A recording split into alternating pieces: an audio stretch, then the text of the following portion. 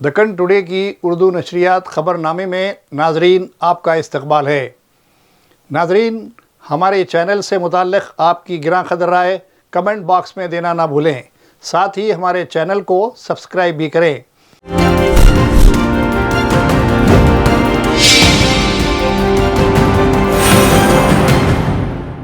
آئیے آج کی تازہ ترین خبروں کا جائزہ لیتے ہیں۔ امریکی نظم و نسق بالخصوص صدر ٹرمپ کی جانب سے امریکہ سے رقومات بھیجنے والوں پر 5% ٹیکس کے لزوم عائد کیے جانے کا منصوبہ ہندوستان کے ساتھ ساتھ دیگر ممالک کے عوام میں تشویش کی لہر۔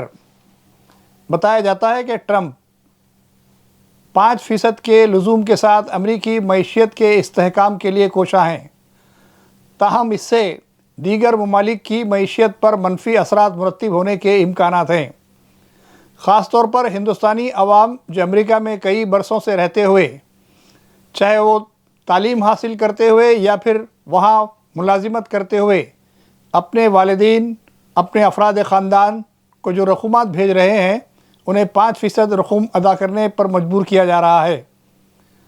تاہم اس قانون کے اگر منظور ہو جانے کے بعد دیگر ممالک پر بھی اور ان کی ملک کی معیشت پر منفی اثرات مرتب ہونے کے روشن امکانات ہیں۔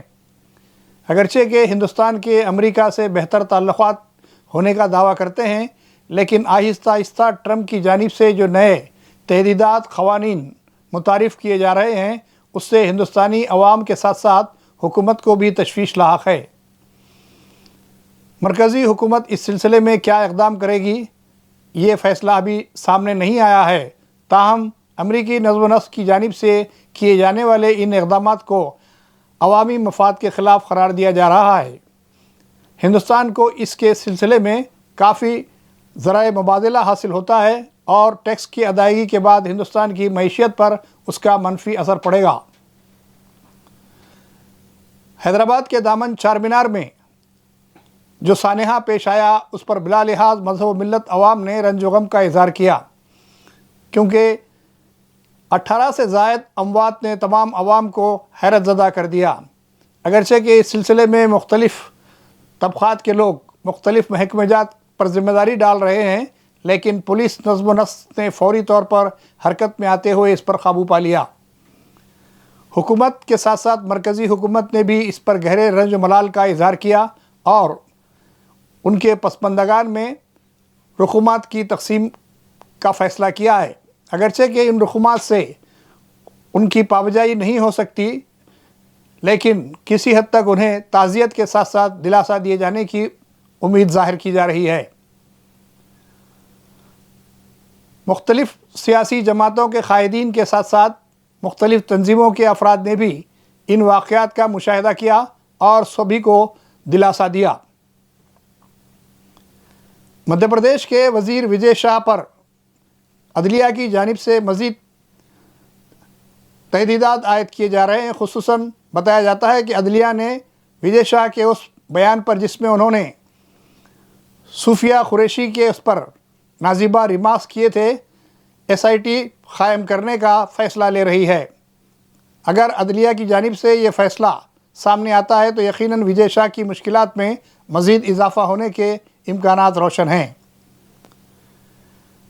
محکمہ موسمیات کے ایک اعلامیہ میں بتایا گیا ہے کہ مسلسل گرمی کی وجہ سے 3 دن بارش ہونے کے روشن امکانات ہیں، جس سے کسی قدر شہریوں کو راحت حاصل ہوگی اور آئندہ چند دنوں میں درجہ حرارت گرنے کے امکانات ہیں۔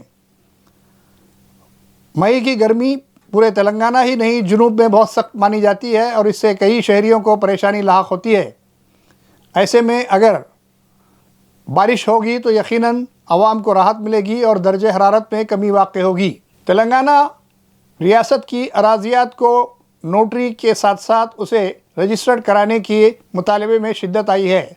عوام کا یہ اصرار ہے کہ جو مالی اخراجات میں بوجھ برداشت نہ کرنے کے قابل ہوتے ہوئے جن جائیدادوں کو نوٹریفائی کیا تھا اسے وہ رجسٹریشن کرانا چاہتے ہیں تاکہ ان کی اراضیات کی صحیح قیمت حاصل ہو۔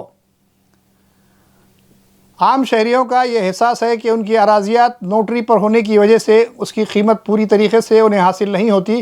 ایسے میں ریاستی حکومت کو ان جائیدادوں کو رجسٹرڈ کرانے کی سہولت دی جانی چاہیے تاکہ شہریوں کو اس کی صحیح قیمت حاصل ہو۔